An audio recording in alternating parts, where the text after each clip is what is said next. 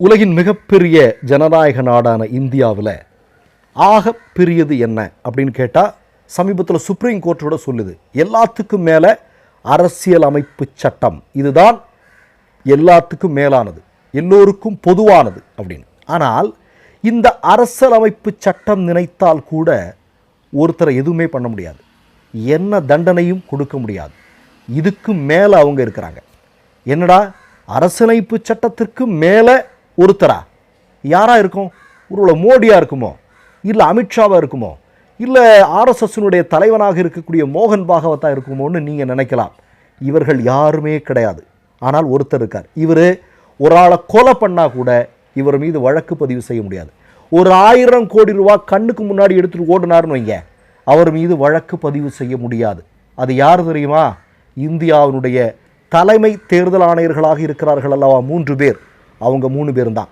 எப்படி அவங்கள தண்டிக்க முடியாத இடத்திற்கு அவர்கள் போய் சேர்ந்தார்கள் அப்படிங்கிறது நீங்கள் தெரிஞ்சுக்கணும் இல்லையா? இப்போ பாருங்கள், 2022 ஆர்எஸ்எஸும் மோடியும் அமித்ஷாவும் ஒரு மிக முக்கியமான செய்தியை எதிர்கொள்கிறார்கள். என்ன அப்படின்னா, ஒரு 2 வருடத்தில் நடக்க போகக்கூடிய தேர்தலில் மோடி வீட்டுக்கு போய் தான் ஆகணும். பாஜக படுதோல்வியை சந்திக்கும். படுதோல்வினா இதுவரையிலும் இல்லாத அளவிற்கான ஒரு மாபெரும் தோல்வியை சந்திக்கும் என்று சொல்கிறார்கள். இப்போ மோடிக்கும் ஆர்எஸ்எஸுக்கும் அமித்ஷாவுக்கும் என்ன பண்ணுறதுன்னே தெரியல. சரி, இப்போ ஏதாவது ஒன்று பண்ணி ஆகணும். அதற்காக அவர்கள் ஒரு திட்டம் போடுறாங்க.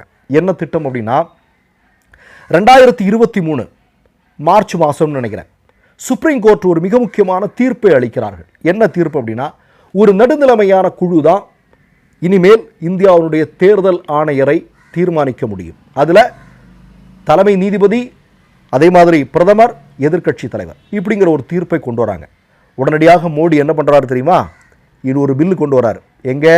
பார்லிமெண்ட்டில். என்ன பில் அது?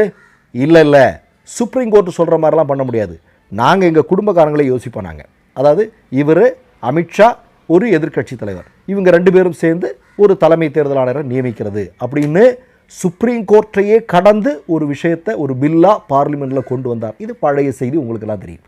ஆனால் அந்த பில்லில் அங்கு கொண்டு வரப்பட்ட அந்த முக்கியமான விஷயத்தில் இன்னொரு விஷயம் ஆட் பண்ணியிருந்தார் மோடி மட்டும் இல்லை, மோடி, அமித்ஷா, ஆர்எஸ்எஸ். அது என்ன தெரியுமா? இப்போது 2024 பார்லிமெண்ட் தேர்தலில் தோற்றுருவோன்னு தெரிஞ்சிருச்சு.